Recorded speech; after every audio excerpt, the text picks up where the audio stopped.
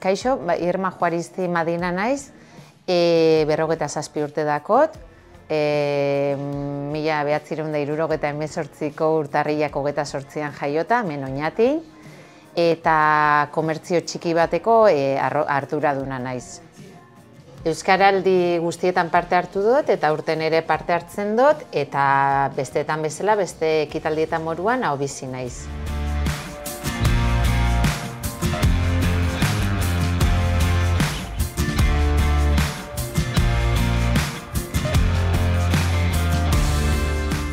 Partikular moruan urtero parte hartu dut. Baina, aurten berri moruan, Enea Amazetik animau gara komertzioa be parte hartzen, ariketa hontan, ekitaldi hontan parte hartzen Euskaraldian.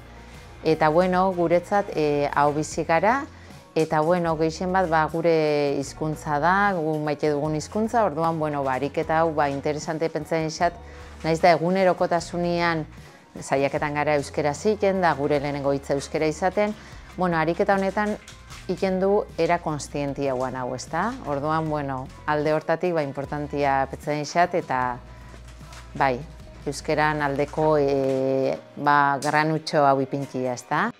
Euskara ama hizkuntza moduan eduki dut, euskaraz ikasi du, euskaraz indu lagun artean, familixan, eta oin, suertez, nire lanian be euskaraz iteko posibli aukera dakot, orduan, nik egunerokotasunean euskara da nire hizkuntza.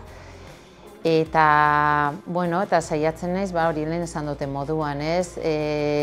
Aurre iritsi barik, jende guztiari lehenengo hitz hori euskaraz egiten, ez? Ze askotan geuk eruaten du sorpresa asko. Esan du moduan kanpotik datorren jendiakin be, eta euskara zinezkero, konturaketan zara eurape interes hori dakoia. Bertako hizkuntza, kultura, ikasteko orduan, geube horren parte izan bigara. Ze askotan igual ez duen ezauketan pertsona baten aurrean, ja zuzenian gazteleraz hasi algara. Eta nik hori adibidez zuzendu dut. Eta garrantzitsua petza izat hori, ez? Aurreritxi horreik alde batera itxi, eta saiatu euskaraz erlazionatzen.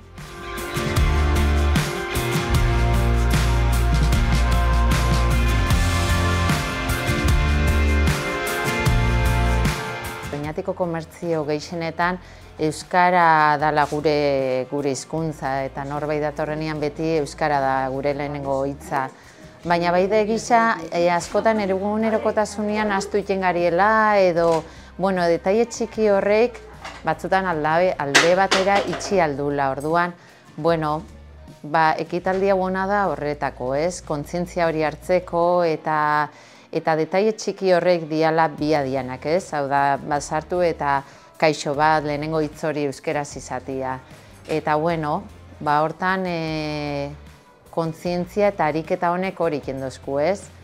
Egunerokotasunean, pasaualdian detaile txiki horrekian, kontzientzia edo importantzien mutia. Zenean, bizigarien egunerokotasunean gauza asko pasau itxaku, detaile txiki asko. Eta orduan noizian ben gelditu eta kontzientzia purtsu bat hartu zer dan beharrezko eta zer ez, hori beti da importantia. Ez dira gauza ondixakin bihar, zenean gauza txiki horrek dira, ez? Hizkuntza euskeratik inbiun gauzak.